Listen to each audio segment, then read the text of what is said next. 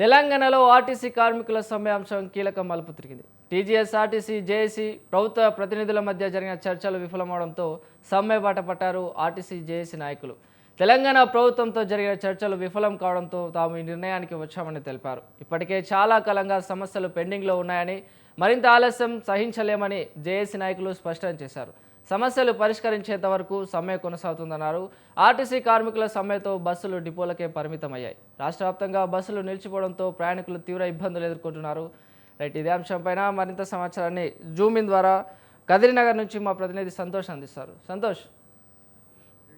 తెలంగాణ రాష్ట్ర వ్యాప్తంగా కూడా ఇటు ఆర్టీసీకి సంబంధించినటువంటి కార్మికులు సమ్మెలో సమ్మెను అయితే ప్రారంభించారు. అయితే ప్రభుత్వం చర్చలు విఫలం కావడంతో నిన్న రాత్రి నుండే సమ్మెలు అయితే ప్రారంభించారు. అయితే ఉమ్మడి కరీంనగర్ జిల్లా వ్యాప్తంగా కూడా పెద్ద ఎత్తున కూడా సమ్మెలో పాల్గొంటున్నారు. ఇక్కడ మహిళలు కూడా ఉన్నారు, కొంతమంది సిబ్బంది అయితే ఉన్నారు, మహిళా కార్మికులు ఉన్నారు. అసలు ఎందుకు ఈ సమ్మె చేయడానికి కారణం ఏంటి, ఎందుకు వీళ్ళంతా ఇట్లా పెద్ద ఎత్తున ఆందోళన చేస్తున్నారన్న విషయం మనం అడిగి తెలుసుకుందాం. మేడం చెప్పండి, అసలు ఏంటి మీ సమస్యలు ఏంటి, ప్రభుత్వం ఏం చెప్తుంది? ప్రభుత్వం ఏం చెప్తుంది అంటే, మేము గత 2.5 సంవత్సరాలుగా ఎదురు చూస్తున్నాము. మేము ప్రధానమైన డిమాండ్ ఏంటంటే 3. మేము గొంతమ్మ కోరికలు ఏం కోరడం లేదు. ఒకటి, ప్రభుత్వంలో విలీనం చేయాలి, మాకు యూనియన్లను పునరుద్ధరించాలి, పిఆర్సీ అమలు చేయాలి. ఈ 3 డిమాండ్లు. మేము 32 డిమాండ్లు పెట్టాం, కానీ మాకు 32 డిమాండ్లు అవసరం లేదండి. ఓన్లీ 3 డిమాండ్లు. అది మీరు ఇచ్చిందే మేనిఫెస్టోలో పెట్టింది మాత్రమే మేము అడుగుతున్నాము. మేము వేరే అడగడం లేదు. గత 2.5 సంవత్సరాల నుంచి మా కాలయాపన చేస్తున్నారు. నిన్న కూడా చర్చలకు పిలిచి 4 వారాల గడువు అడిగారు. మాకు 4 వారాల గడువు అవసరం లేదు. మాకు వెంటనే సమస్యలను పరిష్కరించాలి. కాలయాపన ఎందుకని? ఇప్పుడు ఒక కేసుకెళ్ళి ఒక విలీనం చేస్తే సరిపోతుంది. యూనియన్లు ఎందుకు ఇవ్వాలి అంటే, మాకు అధిక పనిభారం పడుతుంది. దాదాపు 9 గంటలు, 8 గంటలు, 16 గంటల టైం కూడా పడుతుంది. అది ముఖ్యంగా లేడీస్ చాలా ఇబ్బంది పడుతున్నాము. ఎందుకంటే యూరిన్ ఇన్ఫెక్షన్ చాలా ఇబ్బంది అవుతుంది, గైనకాలజీ ప్రాబ్లం అవుతుంది. ఎందుకంటే అధిక పని భారం వల్ల. ఈ మహాలక్ష్మి స్కీమ్ మీరు తీసుకున్నప్పటి నుంచి 120 మంది, దాదాపు బస్సులు 120 మంది, 130 మంది బస్సులు ఉన్నాయి. అయినా మేము వాళ్ళని సురక్షితంగా తీసుకెళ్తున్నాము, ఏమి ఇబ్బంది పడడం లేదు. మేము ఇంత సక్సెస్ చేసినా కూడా మీరు మమ్మల్ని పట్టించుకోవడం, కనీసం ఇప్పటికైనా మమ్మల్ని పట్టించుకొని ఏం లేదు, 3 డిమాండ్లు మాత్రమే మీరు నెరవేర్చండి, మాకు 32 డిమాండ్లు అవసరం లేదు. ఆర్టీసీని ప్రభుత్వంలో విలీనం చేయండి. ముఖ్యంగా యూనియన్లను ఇవ్వండి. యూనియన్లను ఇస్తే మా బాధలు చెప్పుకుంటాం. మా బాధలు చెప్పుకునే నాదుడే లేరు. కనీసం ఇప్పుడు ఎవరికి చెప్పుకోవాలో అర్థం కాదు. మమ్మల్ని అధికారులు వేధిస్తారు, డ్యూటీకి రమ్మంటారు. దాదాపు 1కి 12కి దిగిపోయిన రోజులు కూడా ఉన్నాయి. దానితో అసలు ఒక్క రోజు లీవ్ ఇవ్వాలన్నా మాకు లీవ్ ఇచ్చే పరిస్థితి లేదు. మేము ఎవరికి వెళ్ళి చెప్పాలో తెలియదు. చార్జీట్లు, మెమోలు, ఇవన్నీ ఎందుకంటే మేము ఎన్ని రోజుల నుండి సఫర్ అవుతున్నాము. ఈ గవర్నమెంట్ వస్తే ఏమో వస్తుంది అనుకుంటే, ఈ గవర్నమెంట్ వచ్చి ఏమీ చేసేది లేదు. ఇంకా ఇబ్బందుల పాలవుతున్నాం తప్ప వేరే ఏం లేదు. ఇప్పటికైనా మేము ఏమి కోరలేము, ప్రభుత్వానికి వ్యతిరేకం కానే కాదు. ఇప్పటికైనా మా సమస్యలను పరిష్కరించండి. మీరు ఎన్ని పథకాలు పెట్టినా ఆ పథకాలను ముందుండి మేము ముందుకు తీసుకెళ్తాము, మీ పేరు నిలబెడతాము. మాకు గొంతమ్మ కోరికలు కాదు. దయచేసి 3 డిమాండ్లను పరిష్కరించండి. ఆర్టీసీని ప్రభుత్వంలో విలీనం చేయండి, యూనియన్లను ఇవ్వండి, పిఆర్సీ ఇవ్వండి. ఎందుకంటే ఇప్పుడున్న పరిస్థితి చూసిరు, అధిక ఏవి చూసినా అధిక రేట్లు. పిల్లలను చదువుకునే పరిస్థితి లేదు. ఇంట్లో కిరాయిలు కట్టడానికి ఇబ్బందులు పడుతున్నాము. ఒకరు చేస్తే ఏమవుతుందని అన్నిటి రేట్లు పెరిగినాయి. ఏది తీసుకోవాలన్న ఇబ్బంది. చాలని జీతాలు. అన్ని డిపార్ట్మెంట్లకు వచ్చేసరికి జీతాలు పెరుగుతాయి. ఓన్లీ ఆర్టీసీ అనేసరికి కాలయాపన. ఎందుకు? ఇది మేమేం పాపం చేస్తున్నాం? రేవంత్ రెడ్డి గారిని కలిపేయడం లేదా? 2.5 సంవత్సరాల నుంచి మేము చాలా ఇబ్బందులకు గురి అవుతున్నాం. ఈ గవర్నమెంట్ వస్తే మాకు ఏం చేస్తుంది? కొట్లాడి తెచ్చుకున్నామండి. దాదాపు ఒక 50 రోజుల సమ్మె చేస్తాం. ఈ సమ్మె తర్వాత మీ జీవితాలు మారుతాయి అన్నారు. మా జీవితాలు మారడే కదా, కాబట్టి మా జీవితాలు. ఇప్పటికైనా మా జీవితాల్లో వెలుగు తీసుకొచ్చి మా కుటుంబాలను రక్షించి 30,000 మంది కార్మికులను 50,000 కాస్తా ఉన్నది 40,000 వచ్చింది, 30,000 వస్తుంది. ప్రభుత్వం తగ్గుతుంది కాబట్టి, జనాలు తగ్గుతున్నాం కాబట్టి ప్రభుత్వం మాకు చేసేది ఏం లేదు. ఇప్పటికైనా ఈ 30,000 మంది కార్మికుల కుటుంబాలలో ఆనందం కలిగించాలని మాకు ఇవ్వాలనో రేపు మా సమ్మె విరమింపజేయాలని, సమ్మె చేయాలని ఏ మాత్రం లేదు. మమ్మల్ని మీరే సమ్మెలోకి నెట్టారు.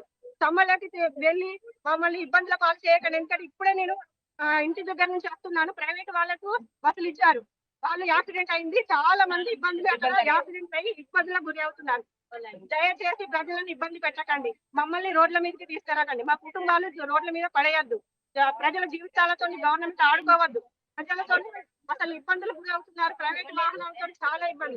ఎందుకంటే మేమంతా ట్రైనింగ్ చేసిన ఒక్క నిమిషం అమ్మ, ఇప్పుడు చూసుకుంటే అంటే నూతనంగా ఏర్పడినటువంటి ప్రభుత్వం మహాలక్ష్మి పథకం అని తీసుకొచ్చింది. అదే విధంగా మహిళలకు ఫ్రీ బస్సు ఉంటే తీసుకొచ్చింది. దాని ప్రభావం ఏమైనా మీకు చూపిస్తుందంటారా? చాలా ఉంది సార్. మా ఆరోగ్యాల మీద ఎఫెక్ట్ పడుతుంది. అయినా మేము సంతోషంగా చేస్తున్నాం. ఎందుకంటే ప్రభుత్వం పెట్టిన పథకం మనం అమలు చేస్తే మా కోరికలు ప్రభుత్వం తీరుస్తుందని మా ఆశ. అప్పుడు మేము సమ్మె చేసినప్పుడు రేవంత్ సార్ గారు ఏం చెప్పారు మాకు, నేను మీకు అండగా ఉంటా, నాకు అధికారం ఇస్తే మిమ్మల్ని విలీనం చేస్తా, మిమ్మల్ని ప్రభుత్వంలో విలీనం చేస్తా, మీ PRCలు ఇస్తా అని చెప్పారు.